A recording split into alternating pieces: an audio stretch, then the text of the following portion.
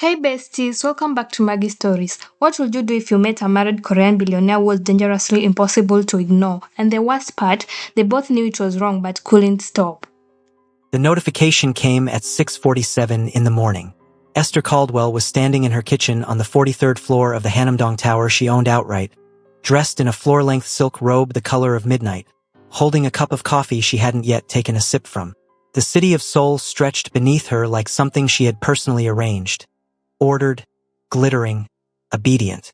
She liked mornings like this, quiet, controlled. The world still asleep while she was already 3 steps ahead of it. Then her phone lit up. Not once, not twice. It didn't stop. She set the coffee down slowly, the way a woman sets something down when she already knows that the next few seconds are going to change the architecture of her entire life. Her assistant, her lawyer, 3 numbers she didn't recognize. Her publicist, whose name flashed 4 times in a row, which meant it was already beyond bad, it was catastrophic. She picked up. Esther. Her publicist, Dana, didn't even bother with a greeting. Her voice had that specific flatness of someone who had been awake for hours preparing for a conversation they dreaded. "I need you to sit down." "I don't sit down for bad news," Esther said. "Tell me." A pause. "The kind that costs 1,000 words." "There are photos," Dana said, "of you and Kwon Taeyang. They dropped 40 minutes ago on 3 different platforms simultaneously. Someone planned this. It's not a leak, Esther. It's a detonation." The coffee she hadn't touched was still steaming. She watched the curl of it rise and dissolve into the air. "How bad?" she said. It wasn't a question. "Bad enough that his wife's statement is already drafted. Bad enough that your fiancé has been calling every media outlet he can reach for the last 20 minutes. Bad enough that Kwon Group stock dropped 4 points in pre-market trading, and it's still falling." Dana exhaled. They're intimate, Esther. There's no explaining them away. There's no angle. Someone was inside that building. Esther said nothing. She walked to the floor-to-ceiling window and looked at Seoul the way you look at something you built with your own hands when you realize it might not survive the morning. She had walked into the city 7 years ago with 2 suitcases, a reputation that preceded her like a shadow, and an absolute refusal to be anything less than the most powerful woman in any room she entered. She had built her empire quietly, ruthlessly, with a smile that disarmed people before they realized she had already won. She ran Caldwell and Company, a consulting firm that everyone on the surface believed handled international trade and corporate restructuring. And it did. It also handled other things. Supply chains that governments preferred not to examine. Negotiations that took place in rooms with no cameras. Debts that were collected not in courtrooms but in consequences. Esther Caldwell was a CEO, a strategist, a businesswoman of extraordinary precision. She was also, to those who knew the full truth of her, someone you did not cross. And yet here she was, crossed. "Send me the photos," she said. "Esther." "Dana." "Send them." They came through 30 seconds later. She opened them one by one with the same calm she used when reviewing quarterly reports. The restaurant with the private booth, his hand over hers across the table, both of them leaning in the way people lean when they've forgotten the rest of the world exists. The underground parking structure, his jacket around her shoulders, her face tilted up toward his. Not a kiss, but something more dangerous than a kiss. The unmistakable silhouette of them through the glass wall of the 28th floor conference room at 11:43 at night, close enough that no explanation would ever be sufficient. And the last one, the one that made even Esther Caldwell close her eyes for exactly 3 seconds. She didn't need to see the comment sections to know what they said. She had written enough strategies for enough powerful people to understand exactly how a story like this was going to be told. The narrative was already written. The ambitious Black American woman and the married Korean billionaire heir. Seoul's golden couple destroyed. A scandal packaged and delivered to the public like a gift. She opened her eyes. She set the phone face down on the counter. Then she did the only thing left to do. She got dressed. The outfit she chose that morning was not an accident. Nothing Esther Caldwell wore was ever an accident. She moved through her wardrobe with the focus of a general selecting armor, because that was precisely what it was. She pulled out the Elie Saab floor-length gown she had been saving. Deep burgundy Duchess satin, long-sleeved with intricate floral lace detailing climbing from the cuffs to the shoulders. a structured bodice and a skirt that moved like water when she walked. She paired it with Cartier, the vintage panther necklace with the emerald eyes, a piece she had bought herself the day she closed her first $100 million deal. Her shoes were John Vito Rossi, pointed satin mules the same shade as the gown, barely visible beneath the length of it. She did her makeup herself, as she always did on the days that mattered. Flawless foundation, a deep berry lip, liner so sharp it could cut glass. She looked in the mirror for exactly 4 seconds. Then she picked up her phone and called Kwon Taeyang. He answered on the first ring. "I know," he said. His voice was low, controlled, but she had learned his voice well enough by now to hear what lived underneath the control. He was shaken. Kwon Taeyang, the man who had inherited the chairmanship of Kwon Group at 29 and tripled its valuation in 3 years, the man who walked into boardrooms and made rooms go quiet, was shaken. "Esther, don't apologize," she said. "Not yet. First we contain. Then we strategize. Then you can feel however you need to feel." A beat of silence. She could picture him exactly. Standing somewhere in that immaculate Hanamdong penthouse he shared with his wife, already dressed because Kwon Taeyang was always dressed, his jaw set, his dark eyes doing that thing they did when he was turning a problem over in his mind and deciding how to dismantle it. "My wife called her lawyers at 6:15, he said quietly. "I know. My father called at 6:20. He said 2 words. "What 2 words? "Fix it." Esther almost laughed. Almost. "Mine sent a news article. No message. Just the link." "Esther." His voice changed, dropped into something that had nothing to do with strategy or containment. "I'm sorry. I need you to know that whatever happens today, however bad this gets, I don't regret you. I can't." She stood very still. Outside, Seoul was waking up. Traffic was beginning its morning argument. The Han River caught the early light and threw it back at the sky. Somewhere in this city, 2 marriages were ending. 2 empires were bracing. 2 people who had spent months telling themselves they were stronger than what they felt were standing on opposite ends of a phone call, holding the wreckage of every promise they'd broken. "We'll talk in person," she said. "Not over the phone. Not today." "Where?" "Caldwell and Company. 1 hour. Come through the underground entrance." She hung up, picked up her coffee, finally took a sip. It had gone cold. She drank it anyway. But to understand how Esther Caldwell and Kwon Taeyang ended up destroying everything they had both so carefully built, you have to go back to the beginning. You have to go back 8 months, to a Tuesday in October when Seoul's rain came down like it had a personal grievance, and a woman walked into the Kwon Group tower in a gown that made security forget to ask for her credentials.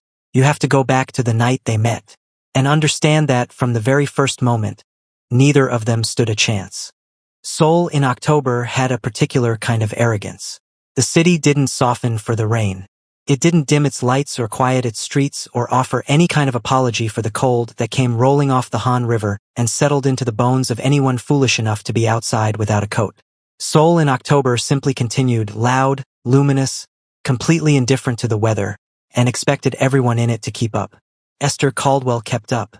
She had been keeping up with this city for 6 years, and she had long since stopped being impressed by it, which was exactly how she knew she belonged here.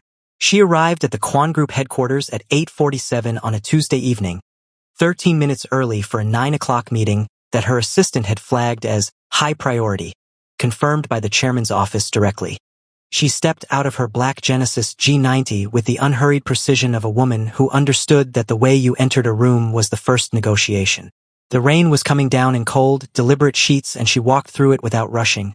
Her umbrella held at exactly the right angle, her heels striking the marble forecourt in a rhythm that said she had been in buildings like this 1,000 times and had always left them having gotten exactly what she came for. She was wearing Valentino that evening. A structured deep cobalt blue piece with long sleeves and a high neck, the fabric a heavy crepe that moved with authority rather than apology. The shoulders were architectural, the cut precise enough to have been engineered. At her ears, Van Cleef and Arpels, the vintage Alhambra drops in onyx and white gold that she'd found at an auction in Paris 2 years before and bought without blinking. Her bag was a Bottega Veneta Intrecciato clutch in brushed pewter. Her coat, draped over her arm rather than worn because Esther Caldwell did not walk into important meetings looking like she'd just come in from the cold, was a double-breasted Valentino in charcoal cashmere with gold hardware at the buttons. Security saw her coming and straightened without being asked. She gave them her name once. They gave her a badge, a visitor lanyard she tucked into her clutch without putting on, and directions to the 41st floor that she didn't need because she had studied the building's layout the same way she studied everything. Thoroughly, quietly, and well before anyone expected her to. The elevator was floor-to-ceiling mirror, and she used the 30-second ride to check herself once. Adjust the Van Cleef drop on her left ear 0.5 millimeter, and review the 3 key outcomes she intended to walk out of this meeting having secured.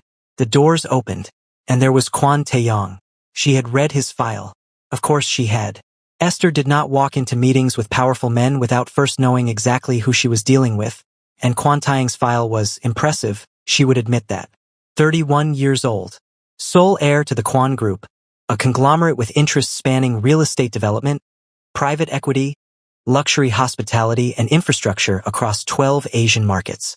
He had studied at Yonsei and then at Wharton, returned to Seoul at 26, spent 3 years in every division of his father's company learning it from the ground floor up, and assumed the role of chairman-designate at 29 when his father stepped back following a health scare. In 2 years under his leadership, Kwon Group's net valuation had climbed from $42 billion to $68 billion. He was also, according to 3 separate sources Esther trusted, the most difficult man to negotiate with in all of Seoul. Not because he was aggressive, not because he was unreasonable, but because he was patient in a way that most people weren't built for. He would wait. He would listen. He would let you reveal every card you had before he played a single one of his own, and by the time you realized what he was doing, it was already over. Esther had noted this, filed it, and decided she would simply be more patient than him. What the file had not adequately prepared her for was the man himself. He was standing at the head of the conference table with his back to the elevator, looking out at the rain-soaked Seoul skyline with his hands clasped behind his back. And when he heard the elevator open, he turned around with the unhurried ease of a man who had never once in his life felt the need to rush toward anything. She catalogued this the way she catalogued everything, clinically and completely, exceptionally well built. Tall, with the kind of broad-shouldered frame that his perfectly tailored Brioni suit acknowledged without advertising. His face was all clean, sharp angles, jaw, cheekbone, the straight line of his nose, and his eyes, dark and very direct, settled on her with an attention that most people would have found unsettling. He wore no expression she could immediately read, which was unusual. Esther could read everyone. "Ms. Caldwell," he said. His English was flawless, accented in a way that suggested someone who had learned it young and used it constantly, with none of the stiffness of translation. He extended his hand. "You're early." "I'm on time," she said, and shook it. His grip was firm without being performative. "You're the one who's early." Something moved at the corner of his mouth. Not quite a smile, the suggestion of one. "Fair enough," he said. "Please, sit." She chose the chair across from his. Not beside him, not at the far end, but directly opposite, so that the entire meeting would take place with both of them looking each other squarely in the eye. She saw him notice this. She saw him approve of it, in that quiet way he had of registering things without commentary. His team filed in 2 minutes later. 3 senior executives, a legal counsel, and an assistant who distributed bound presentation decks with the efficiency of someone who had done it 10,000 times. Esther's own team, her deputy director and her lead analyst, arrived via a second elevator and took their seats behind her. The meeting was about a restructuring deal. Kwon Group had acquired a struggling luxury hospitality brand with properties across Southeast Asia and needed a strategic partner to manage the restructuring of 3 underperforming assets while they focused on the flagship acquisitions. Caldwell and Company had been recommended, discreetly, by 2 of Kwon Taeyang's trusted contacts in Singapore who had worked with Esther before and emerged from the experience considerably richer than when they started. The meeting was supposed to last 90 minutes. It lasted 3 hours and 20 minutes. Not because anything went wrong, because Kwon Taeyang asked questions that no one ever asked. Not surface questions about timelines and fee structures, but deep, surgical questions about methodology, about Esther's specific philosophy on asset rehabilitation, about case studies she hadn't included in the deck because she hadn't expected anyone to go that far. He pushed without aggression, challenged without hostility, and listened, genuinely listened, in a way that made Esther raise her standard in real time because she could see that anything less than her absolute best would not be sufficient for this man. She gave him her absolute best, and then some. By midnight, The rain had eased to a murmur and the Seoul skyline had gone from dramatic to quietly beautiful. The kind of beautiful that crept up on you when you'd been in a room long enough to stop noticing the view and then suddenly noticed it all at once. His team had long since begun exchanging the subtle looks of exhausted professionals desperate for the evening to end. Esther's deputy had stopped taking notes 20 minutes ago, his pen resting and used beside his untouched water glass. But Kwon Taeyang was still fully present, still sharp, still watching her. The way he had been watching her since the moment she stepped out of that elevator, with that attention she couldn't quite categorize. "You're not what I expected," he said at one point, during a pause while his legal counsel was reviewing a clause she had proposed. "What did you expect?" she asked. He considered this with the same seriousness he applied to everything. "Someone impressive," he said. "I expected impressive. I didn't expect someone who would make me want to rethink 3 assumptions I've held for a decade." Esther looked at him for a moment across the wide conference table, the city glittering behind him. "We haven't even started the real work yet," she said. That thing happened at the corner of his mouth again. This time it completed itself. A full, quiet smile that transformed his face for exactly 3 seconds before it was gone. "No," he said. "We haven't." They signed the preliminary agreement at 12:34 in the morning. His team left first, murmuring their goodnights with the relief of people finally released from a very elegant endurance test. Esther's deputy and analyst followed, her deputy giving her the specific look he always gave her when he wanted her to know he was impressed but was far too professional to say so out loud. She was gathering her things, the Bottega clutch, her tablet, the copy of the signed agreement, when she became aware that Kwon Taeyang had not moved from his position at the head of the table. She looked up. He was watching her. Not the way men watched her in rooms like this, with the barely concealed calculation of someone assessing a threat or an asset. Watching her the way you watched something that had genuinely surprised you, when the surprise was still fresh enough that you hadn't decided what to do with it yet. "My driver is bringing the car around," he said. "The rain has started again. Allow me to have someone walk you down."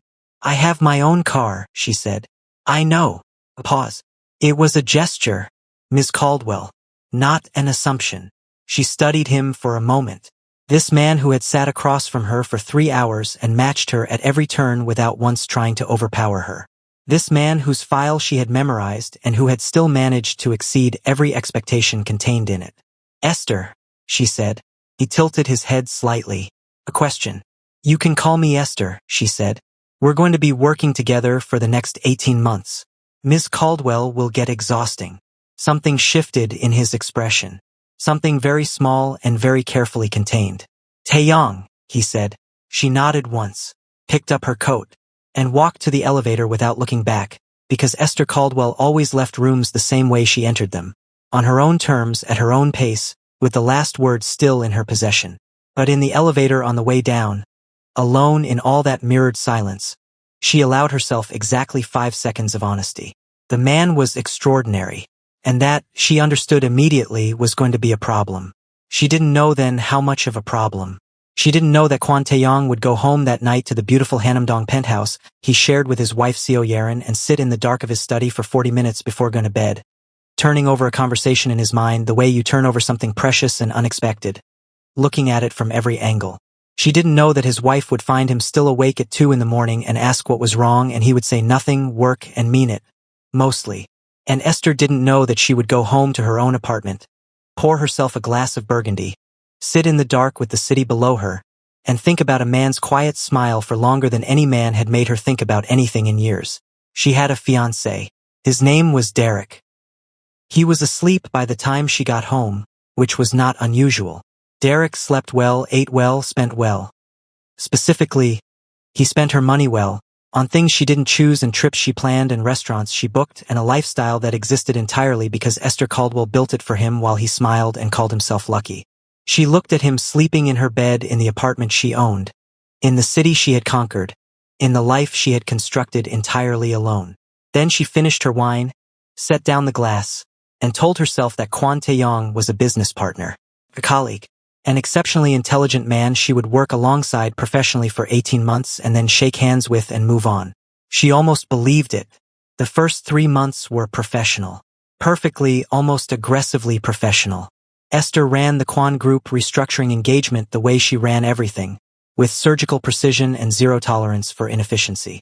She assembled a lean team of 6, established a weekly reporting cadence with Taeyang's office, and set deliverable timelines that made his senior executives blink when they first saw them and then scramble quietly to keep up. She flew to Singapore twice in November to assess the 2 underperforming resort properties firsthand, walking every floor with a notepad and a silence that her team had learned to interpret correctly. It meant she was seeing everything, categorizing everything, and forming conclusions that would reorganize someone's entire operation before the month was out. She was good at this. She was exceptional at this. And the particular satisfaction of the Kwon Group engagement was that her client understood exactly how good she was, which was rarer than people assumed. Taeyang reviewed every report she submitted personally. Not through his team. Not through summaries. He read them himself, and she knew this because his feedback always contained observations that existed 3 layers beneath the surface of the document. The kind of observations you only reached if you'd actually read the thing with your full attention rather than skimming for the highlights.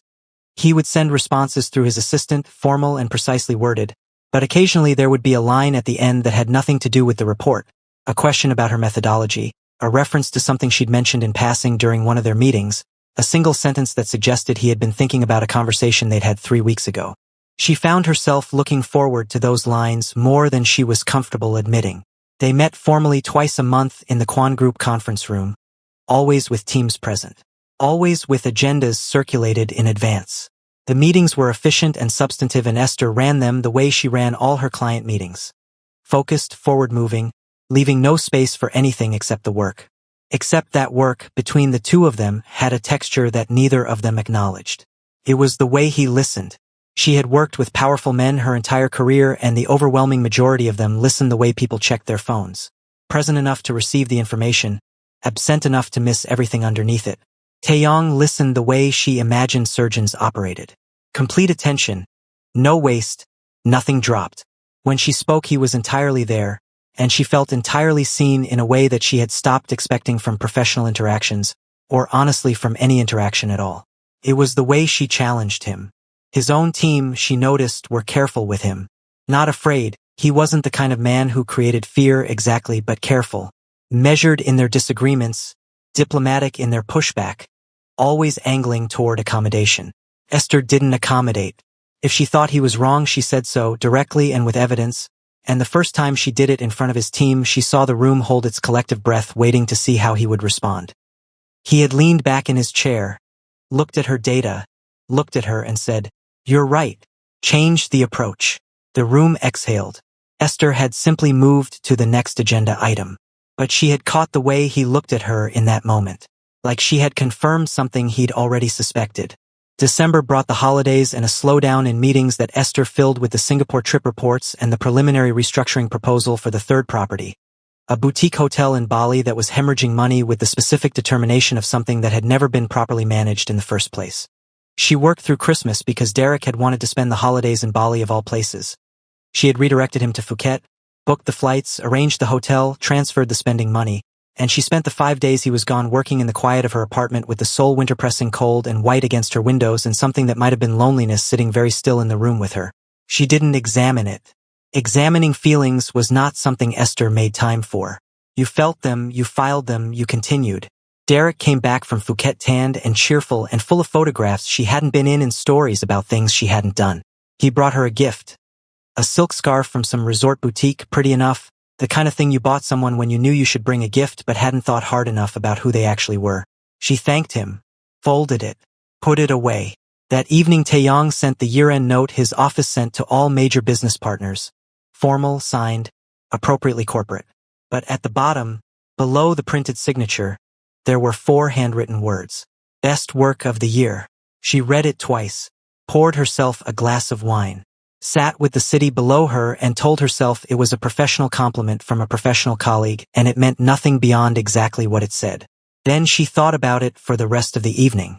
January changed the temperature of everything without either of them deciding it would. The Bali property required more intensive intervention than the original assessment had suggested. There were contractual complications with local management partners that needed to be navigated carefully and quickly before the peak season bookings they were counting on began to erode. This meant more frequent meetings. This meant the twice-monthly formal cadence gave way to something more fluid. A call here, an impromptu session there. The occasional evening when both of their days had run long enough that the conference room emptied around them and they kept going because the problem at hand didn't care about anyone's schedule. It was in those evening sessions that the real shape of the thing between them began to emerge. Without their teams around them, without the agendas and the formal structure, they were different. Not unprofessional, never that. But looser, somehow. More themselves. Taeyang would loosen his tie after midnight, the only concession to informality she ever saw him make, and she had learned to read this as the signal that they had crossed into the part of the evening where the real thinking happened, where the best solutions emerged from conversations that wandered and circled and surprised you. He would pour tea from the set his assistant always left before leaving. A specific blend she had mentioned offhand in November that she preferred, and which had simply appeared on the conference table at their next late session without comment and had been there ever since. She had noticed this. She hadn't said anything, but she had noticed. He noticed things about her too.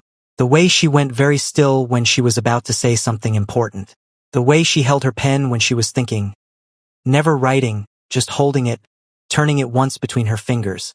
The way she would occasionally shift from her precise, professional register into something sharper and more instinctive when a problem genuinely interested her. The DC edges of her voice coming through. The directness that had nothing to do with boardrooms and everything to do with who she was before she learned to wear this version of herself so seamlessly. In February he told her this. They were deep into a Thursday evening, 11:15. The city outside doing its usual sparkling indifference to whatever was happening in the Kwon Group Tower. The Bali contracts were finally resolved and they were reviewing the final restructuring plan for the Singapore property, and she had been talking through a specific financial modeling approach for 20 minutes. Precise, detailed, completely in command of every number, and then she had hit a snag in the logic, a gap in her own model that she caught before he did, and she had said under her breath in a register that was entirely not boardroom, sharp and unfiltered, "Oh come on, that's not right, why is that not right?" and started pulling the thread. Herself before he could even respond. He had watched her for a moment. "There it is," he said quietly. She looked up. "What? That?" He gestured vaguely in her direction. "When you stop performing the version of yourself you walk in here with and you're just thinking. Actually thinking." She stared at him. "I'm always actually thinking." "I know." He looked at her steadily. "I just like this version better." The room was very quiet. The city glittered. The tea had gone cold and neither of them had noticed. Esther looked at Kwon Taeyang across the conference table and understood with absolute clarity that something had just shifted. Not toward something, not yet, but away from the careful fiction that this was purely professional, that what happened in these late evenings was only about work, that the tea she preferred appearing silently on the table and the handwritten 4 words at the end of a year-end note and the way he listened and the way she had started to show him things she didn't show anyone, that all of that was nothing. It wasn't nothing. They both knew it wasn't nothing. "Taeyang," she said carefully. "I know," he said. "Just that. I know." She picked up her pen, returned to the model, found the error in 40 seconds and corrected it with 3 keystrokes. He poured them both fresh tea even though it was past 11 and neither of them had any sensible reason to still be sitting in this room. They stayed another hour. March arrived and brought with it the kind of tension that lives in the space between two people who are both too disciplined and too aware to act on something they have not yet admitted, even to themselves. They were careful. They were always careful. In meetings they were colleagues, effective, focused, entirely appropriate. In the evenings when the work ran long they were something that didn't have a clean name, something that existed in the specific atmosphere of shared intelligence and mutual recognition and the low, steady pull of two people who were each other's precise frequency. His wife Seo Yerin was beautiful in the way that certain women in certain worlds were beautiful. Composed, graceful, educated, appropriate. She appeared at the Kwon Group Charity Gala in March in a stunning ivory silk piece with intricate hand-embroidered botanical details and a structured neckline. Her dark hair swept up, diamond drops at her ears, and she stood beside Taeyang with the practiced ease of a woman who had been trained for exactly this role from birth. She ran a luxury interiors brand, Yerin and Company, that catered to the top tier of Seoul's residential market. She was accomplished. She was elegant. She was everything Seoul's establishment expected in the wife of Kwon Taeyang. Esther attended the same gala. She wore Giambattista Valli, a deep wine-red piece in layers of silk georgette with long dramatic sleeves and a structured shoulder, the neckline high and clean, chandelier earrings in rubies and rose gold falling from her ears and catching the light every time she moved. She wore her confidence the way she always wore it. Not as performance but as fact. The specific ease of a woman who had fought for every room she'd ever stood in and had stopped being grateful for the invitation. She and Taeyang spoke for exactly 4 minutes at the gala. Professional, warm, appropriate. His wife was 3 meters away speaking to another guest. Esther shook his hand at the end of those 4 minutes, said she would see him Thursday, and walked away. She didn't look back. He watched her walk away. He didn't mean to. He was simply watching. And Seo Yeren, turning back toward her husband with a champagne flute in her hand and a smile that had been precisely in place all evening, followed the direction of his gaze for just a moment before returning it smoothly to his face. She said nothing, smiled, touched his arm, but something had registered, something small and sharp and absolutely filed away. It was the last week of March when it happened. Crisis. The Singapore property management had unearthed a contractual liability that threatened to unravel 6 months of restructuring work in a single week if they didn't respond with surgical speed. Esther got the call at 7 in the evening, had her team assembled virtually within the hour, and was in the Kwon Group Tower by 9. Taeyang was already there. He had gotten the call 20 minutes before she did and had cleared his evening without hesitation. They worked, the kind of work that had no room for anything else. Focused, relentless, consuming. By midnight, they had a response strategy. By 1 in the morning, the legal team had the framework they needed. By 2, the immediate crisis was contained and Taeyang's executives were finally filing out with the exhausted relief of people who had just survived something. Esther sat back in her chair and looked at the ceiling for exactly 3 seconds. That was close, she said. We held it, Taeyang said. He was looking at her. He had poured 2 glasses of wine somewhere around midnight from the bottle someone had left in the conference room credenza. A Burgundy, her preference, which she was fairly certain had not been there before tonight and which she was equally certain had not appeared by accident. She sat up, looked at the wine, looked at him. They were alone. The last of his team had left 5 minutes ago. The tower was quiet around them, in the way that only very tall buildings were quiet very late at night. A deep, contained silence that made the rest of the world feel very far away. She picked up the glass. So did he. To holding it, she said. To holding it, he agreed. They drank. The Burgundy was excellent, of course it was. Taeyang didn't do anything halfway. Somewhere between the first glass and the second, the conversation moved from the crisis to other things. It happened the way it always happened between them. Gradually, inevitably, one thread leading to another until they were somewhere entirely different from where they'd started. She told him about DC, about growing up in a city where power was the local currency and she had learned early to understand its grammar. He told her about the years before he came back to Seoul, the ones his file had noted but not explained.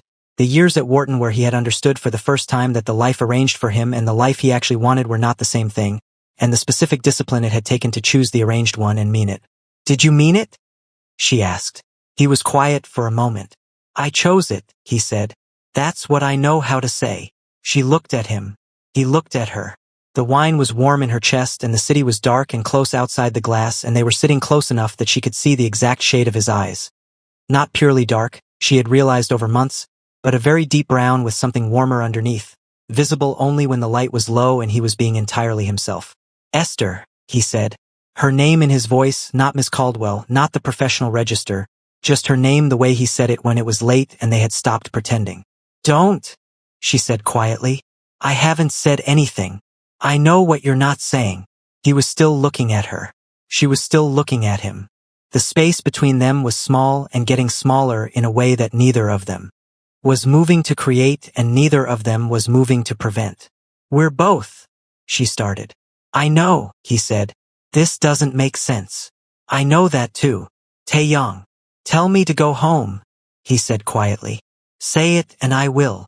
The city held its breath. The wine sat warm and untouched between them.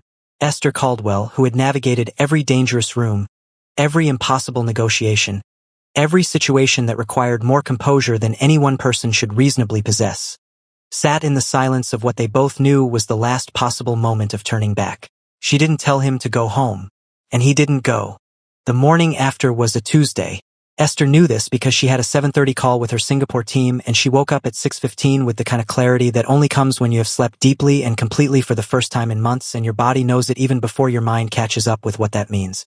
The sole sky outside her window was the pale, washed gray of early spring, the city below just beginning its morning arrangements, and she lay very still in the half-dark of the Kwon Group executive suite that someone had quietly arranged for her when the crisis had stretched past 2 in the morning, and understood what she had done. Not with guilt. Not yet. With the specific, unflinching honesty she applied to every situation that required it. She had done this. They had done this. And it had been. She closed her eyes for exactly 3 seconds. It had been the most completely herself she had felt in longer than she could accurately measure. Not Esther Caldwell the CEO. Not Esther Caldwell the strategist. Not the woman who managed everything and everyone with flawless precision and never let anything cost her more than she had budgeted for it. Just Esther. Fully, dangerously, entirely Esther. That was the part that frightened her. She was dressed and composed, Bottega clutch in hand, by 6:40. The hallway outside was empty. She walked to the elevator with the quiet deliberateness of a woman who had made a decision and was not yet ready to examine it but was absolutely ready to manage its consequences with everything she had. She was in the elevator when her phone buzzed. Conference room. Before you leave. T. She stood very still for 3 seconds. Then she pressed the button for the 41st floor. He was standing at the window when she walked in. The same window, the same view, the same room where 6 months ago she had stepped out of an elevator in cobalt blue Valentino and shaken his hand and told herself. He was simply a client. The morning light was doing something generous to soul, softening the hard edges, making the glass towers look almost warm, and he was standing in it in yesterday's shirt with his jacket off and his sleeves rolled and he looked. She filed this and kept it, like someone who had not slept and did not regret why. He turned when he heard her. They looked at each other across the room. No agenda, no team, no structure to hide behind. I'm not going to pretend last night didn't happen, he said. First thing. Direct, the way he always was when something mattered. I wasn't going to ask you to, she said. But I need you to know. He stopped. Chose his words with the care she had come to recognize as his specific form of respect. He never said things carelessly to her, had never once reached for the easy version of a difficult thing. I don't know what this is yet. I don't know what it can be. But I know what it isn't. What isn't it?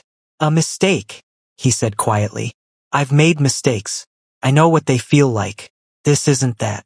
Esther looked at him for a long moment. Outside the window soul was becoming fully itself, shaking off the morning gray, putting on its armor. In an hour this building would be full of people. His people, her team, the machinery of their professional lives grinding back into motion.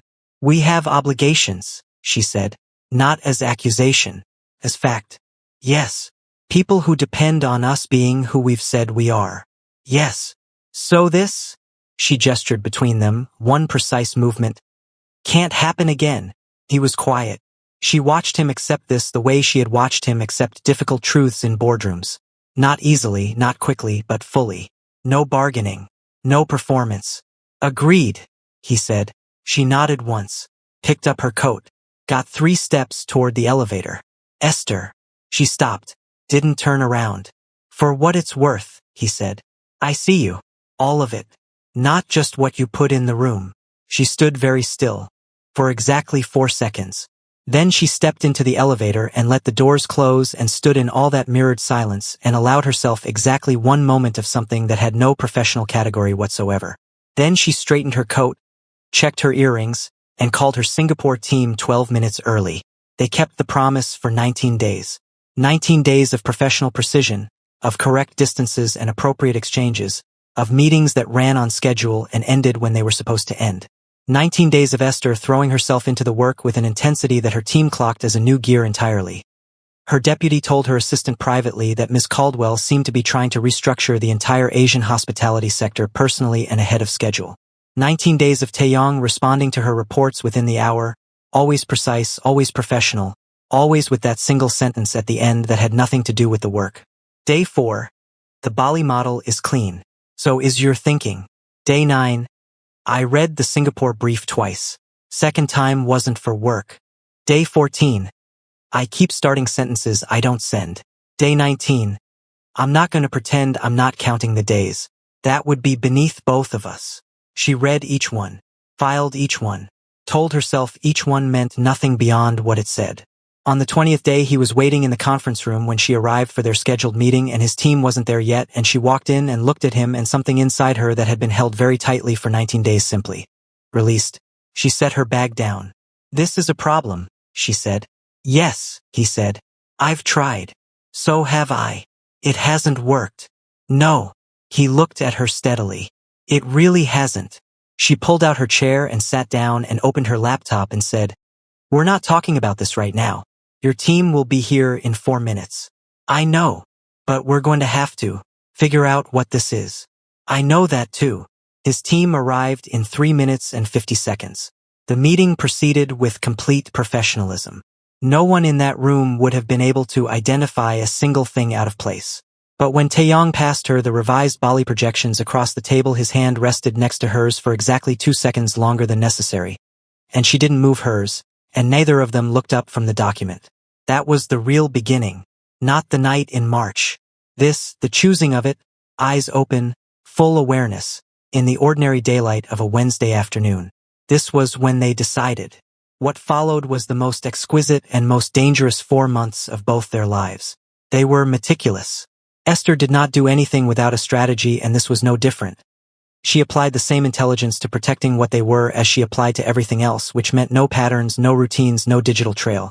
They met in places that made sense professionally, private dining rooms that Caldwell and Company legitimately used for client entertainment, his company's properties in cities they were both traveling to for work, the late evenings in the tower that had always been plausibly deniable. They were, to the outside world, exactly what they had always been, a powerful client and his most impressive consultant, working at an exceptionally high level on an exceptionally complex engagement. But in private, they were something else entirely. She had no efficient word for this, and efficiency had always been her preferred language. Extraordinary. Not just in the ways that the night in March had already confirmed, though those ways were considerable, and she was a woman who had very high standards and zero patience for anything that failed to meet them. Extraordinary in the texture of what they were when they were alone together. He read the same things she read and had different thoughts about them, and wanted to hear hers. He had a specific, rare quality she had never encountered in anyone. He made her feel that her mind was the most interesting thing in the room, which for a woman who had spent her entire career having her mind acknowledged only after everything else about her had been assessed first, was more intoxicating than anything else he could have offered. He brought her things. Not gifts in the conventional sense. Taeyang was too precise for conventional. A book she'd mentioned once, left on the conference table without ceremony. An article she would want to read, forwarded with a single line of context. A bottle of the Burgundy from that first night, delivered to her office on a Friday afternoon with a card that said "only for the next crisis." She kept the card in the inside pocket of her Valentino coat. She had not examined why. And she gave him things in return that she had never given anyone. Her real opinions unpolished. Her actual history, not the curated version she deployed professionally but the DC version, the one with edges and hunger and the specific kind of ambition that grows in people who are told early and often that the rooms they want to be in were not built for them. She told him about her business, the real business, the parts that lived in the gray spaces between what was documented and what was simply understood by people who operated at a certain level. She had never told anyone this. Not Derek, not her closest friends. And she told Taeyang in the dark of a private dining room over the remnants of a late dinner, and he listened with his complete attention and said afterward, very quietly, "You built something remarkable. All of it. I hope you know that." She had looked at him across the candlelight and thought, with a clarity that was almost frightening, "This is what it's supposed to feel like. This specific thing. I had forgotten that it was supposed to feel like this." Derek was home when she got there. He usually was. Derek's schedule had the flexibility of a man whose lifestyle was entirely underwritten by someone else's work, which meant his evenings were free and his days were largely his own, and his primary professional activity appeared to be staying current with people whose careers he admired without any evident intention of building one of his own. He was a good-looking man, charming in the easy, undemanding way of people who had never had to fight for a room. He loved her, she believed, in the specific limited way that people love things they had come to depend on. Not with the fierce, ungovernable attention of someone who chose you, but with the comfortable assumption of someone who had stopped imagining any other option. She looked at him that evening, sprawled on her sofa in her apartment watching something on the television she had purchased, in the space she had designed, in the life she had constructed. and felt something she immediately and ruthlessly filed away. She cooked dinner. She always cooked when Derek didn't, which was always. She answered his questions about her day with the appropriate level of detail, asked about his, listened to the answer, refilled his glass. She was present. She was functional. She was, by every observable measure, exactly who she was supposed to be.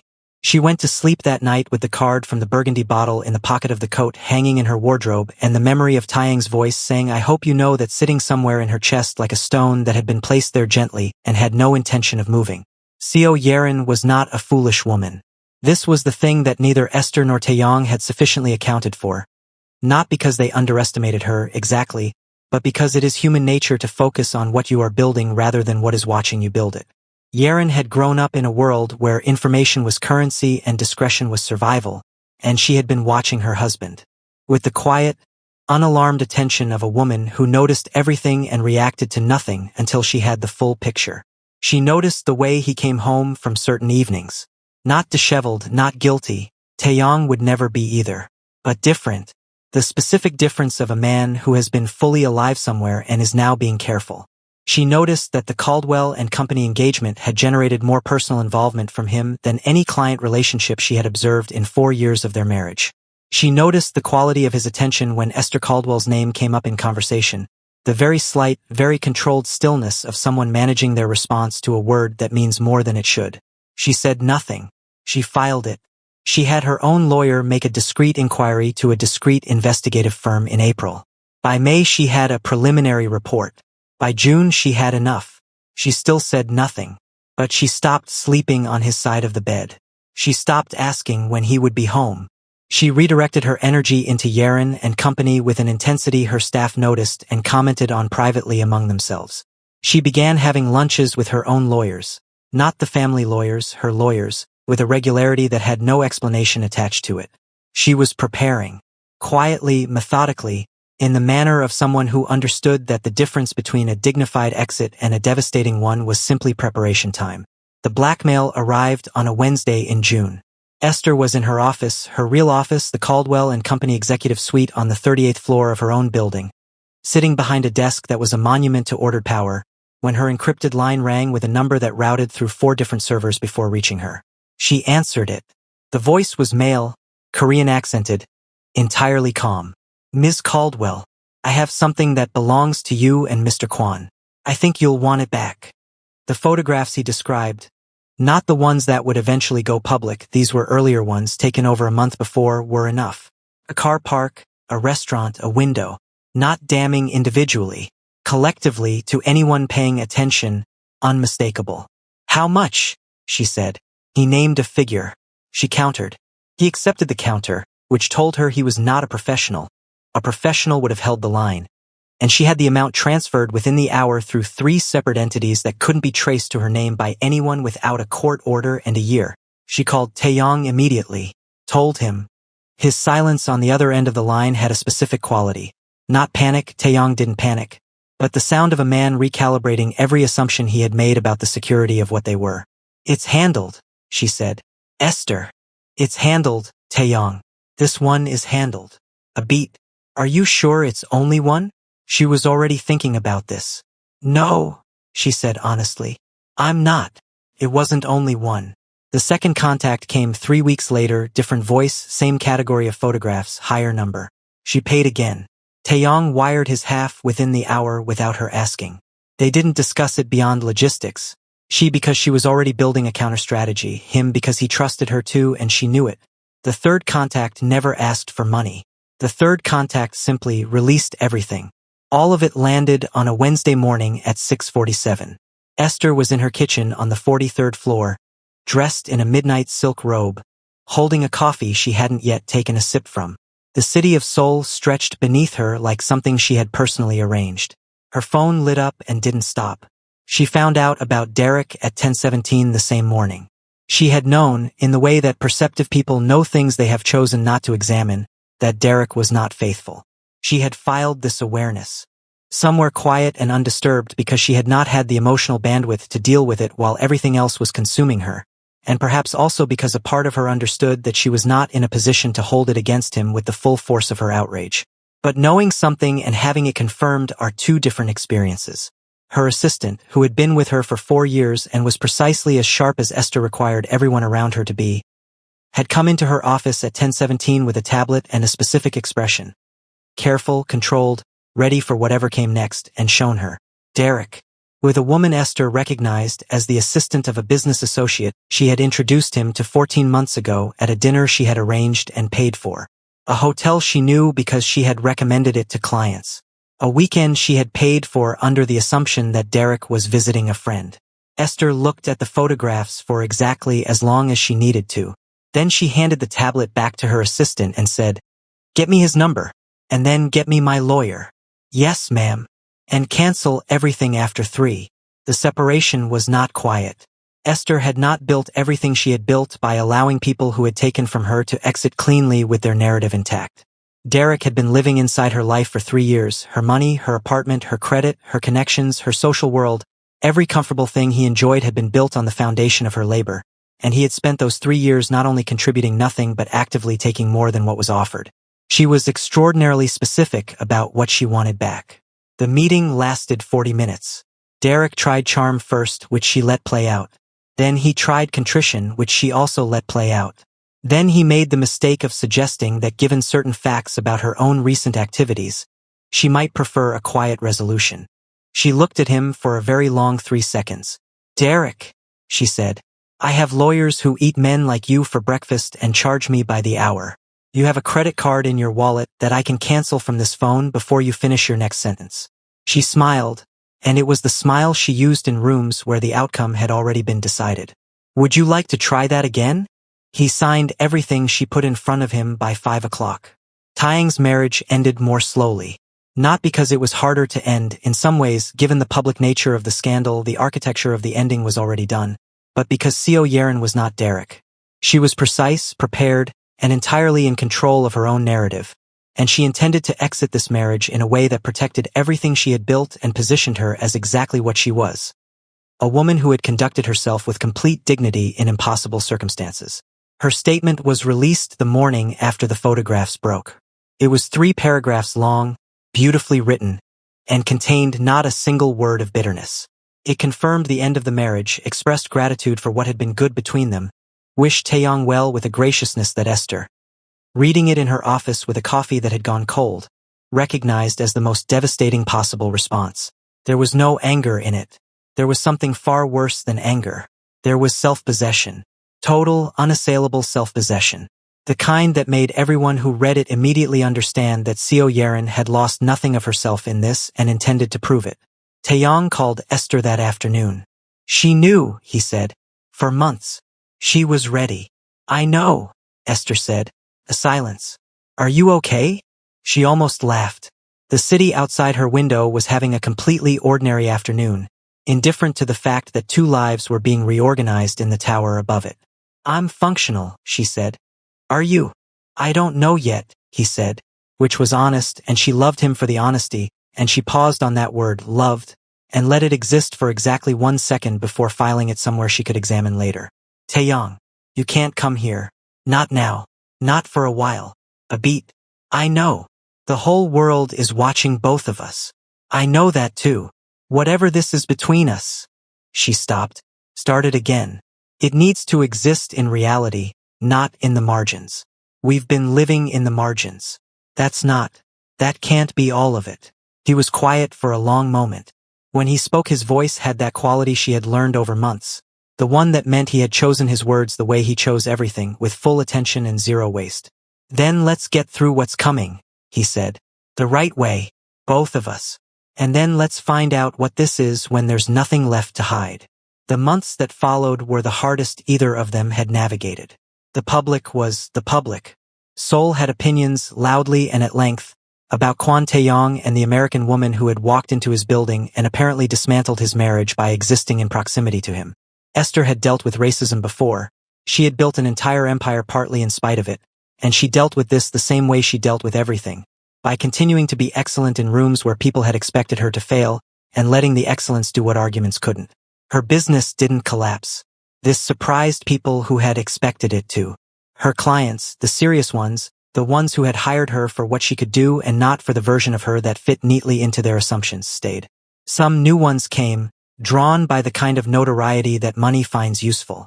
She lost 2 clients who cited reputation concerns and replaced them within 60 days with better ones. She gave 1 interview, seated in her office in a structured Ellie Saab piece. In deep royal purple, long-sleeved with a sculpted neckline and intricate beading along the cuffs. A single strand of Mikimoto pearls at her throat. She was composed, direct, and offered exactly as much as she chose to offer, which was considerably less than the interviewer wanted and considerably more than anyone expected from a woman in her position. She acknowledged the relationship without apology. She declined to characterize Seo Yeren. She said that she had handled herself imperfectly in certain regards and was prepared to own that. She said that what she was not prepared to do was perform a version of contrition that suggested she was ashamed of who she was. Because she wasn't. The clip was viewed 4 million times in 48 hours. Taeyang watched it in his office. He watched it twice. Then he sent her a single message. There she is. They did not see each other for 4 months. This was her requirement and he respected it completely, because Kwon Taeyang understood, perhaps better than any man she had ever known, that respecting what she needed was more important than taking what he wanted. She needed to rebuild on her own terms. She needed the world to see Esther Caldwell standing in the rubble of everything that had been detonated and still standing, still excellent, still entirely herself, without a man beside her, without a narrative that made her the supporting character in someone else's scandal. She needed to be the story, and she was. They met again on a Thursday evening in November. Not the Kwon Group Tower. Not anywhere that had a history attached to it. A small restaurant in Songbukdong that a mutual friend had recommended. Private enough that the handful of other diners registered them without making it into a production. She arrived first. She was wearing Givenchy, a deep forest green structured piece with a dramatic collar and long sleeves. The fabric a rich heavy satin that moved with the particular authority of something expensive. Enough to know it didn't need to prove anything. Gold at her ears, Boucheron. A new pair she had bought herself the day her Bali project closed its final numbers. Her hair was her own business, as it always had been. She was, by every measure, extraordinary. He walked in at 7:01. He looked. She allowed herself to see this fully and without apology. Like a man who had been through something and had come out of it cleaner than he went in. The particular quality of someone who had sat with difficult truths and decided to be honest rather than comfortable. He wore a dark navy Brioni suit, no tie, and he found her immediately across the room the way he always found her. Like there was a specific frequency and she was the only one broadcasting on it. He sat down across from her. They looked at each other. "You're okay," he said. Not a question. An observation the way he always observed, completely accurately. "I'm more than okay," she said. "You? Getting there." A pause. "Faster now." The restaurant was quiet around them. Seoul was doing its evening thing outside. Alive, lit, completely indifferent to the specific gravity of this particular table. A waiter brought water. Neither of them looked away from each other. "So," she said. "So," he said. "No margins this time." "No margins," he agreed. "No hiding. No borrowed time." She looked at him across the small table. This man who had seen every version of her and chosen all of them, who had sat across from her in conference rooms and late nights and the wreckage of their own choices and never once looked at her as anything less than exactly what she was. "I need you to understand something," she said. "I am not a soft landing. I am not easy. I will challenge you and disagree with you, and I will not perform any version of myself that isn't real for the sake of anyone's comfort, including yours." "I know," he said, "and I will not be secondary. Not to a board. Not to a legacy. Not to anything. I wouldn't want you to be." He said it simply, without decoration, the way he said everything that mattered. She picked up the menu. He picked up his. The candle between them threw warm light across the table, and somewhere in the kitchen something smelled extraordinary and Seoul pressed its bright, indifferent face against the window. "Taeyang," she said, from behind the menu. Order the wine. The good one." She heard him smile. Heard it, the specific quality of silence that was Kwon Taeyang genuinely, unguardedly pleased. "Already done," he said. Hey besties, in this story we learned that power doesn't protect you from consequences, it amplifies them. In today's world of image and status, hiding emotions and choosing control over honesty leads to distraction. What people suppress to protect their reputation often becomes the very thing that ruins their life.